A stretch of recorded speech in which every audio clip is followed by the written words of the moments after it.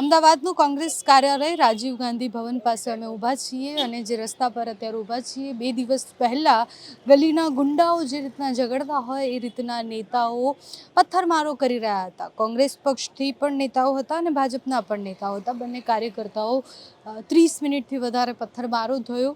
Police બંદોબસ્ત હાજર હતો છતાં પણ આ થયું એ મોટો પ્રશ્ન છે। પણ અત્યારે જ્યારે અમે અહીંયા આવ્યા છીએ ત્યારે પણ પોલીસનો ચુસ્ત બંદોબસ્ત અહીંયા ખડકી દેવામાં આવ્યો છે।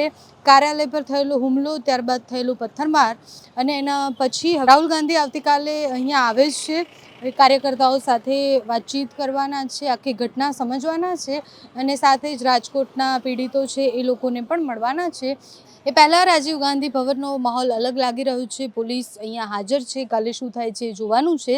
પણ 2 દિવસ પહેલાં જે આખી ઘટના બની એ ઘટના બાદ આક્ષેપ પ્રતિ આક્ષેપો થયા। કોંગ્રેસ કહે છે કે ભાજપના કાર્યકર્તાઓએ પથ્થર ઉગામ્યો અને ભાજપ કહે છે કે કોંગ્રેસના કાર્યકર્તાઓએ પથ્થર ઉગામ્યો। આ બધા પછી પણ પ્રશ્ન એ છે કે પથ્થર જ્યારે ઉગામી રહ્યા હતા ત્યારે પોલીસ શું કરી રહી હતી?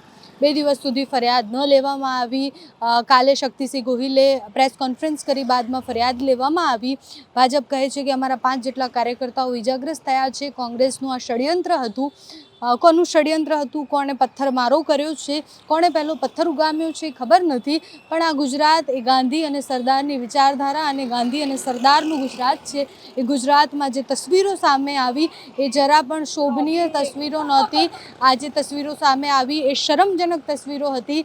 એક તરફ ગાંધીના વિચારો સાથે ચાલતી કોંગ્રેસ હતી જેને પણ પથ્થર ઉગામ્યા છે, બીજી બાજુ ભારતીય જનતા પાર્ટીના કાર્યકર્તાઓ હતા જે એવું દર્શાવવા માંગતા હતા કે હિન્દુઓ હિંસક નથી, પણ એ પણ હિંસક ભાવથી જ એમને દર્શાવ્યું। કોણ સાચું કોણ ખોટું એ ખબર નથી, પણ પ્રશ્ન એ થવો જોઈએ કે આપણા ગુજરાતને આ શોભે છે?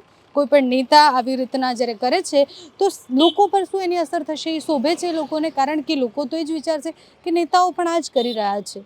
એટલે ગાંધીની વિચારધારાની વાતો કરતાં આપણે સારા લાગીએ, પણ જ્યારે આ દ્રશ્ય સામે આવે ત્યારે ખબર પડે છે કે આપણે કેટલા ગાંધીને સમજીએ છીએ અને જે આપણે કહીએ છીએ કે અહિંસા છે, આપણો પરમો ધર્મ છે અહિંસા, એ અહિંસાને આપણે બાજુ પર મૂકી દઈએ છીએ। કોંગ્રેસ કાર્યાલયના આ દ્રશ્યો છે કે જ્યાં પોલીસનો ચુસ્ત બંદોબસ્ત છે, રાહુલ ગાંધીને આવવાની તૈયારીઓ છે।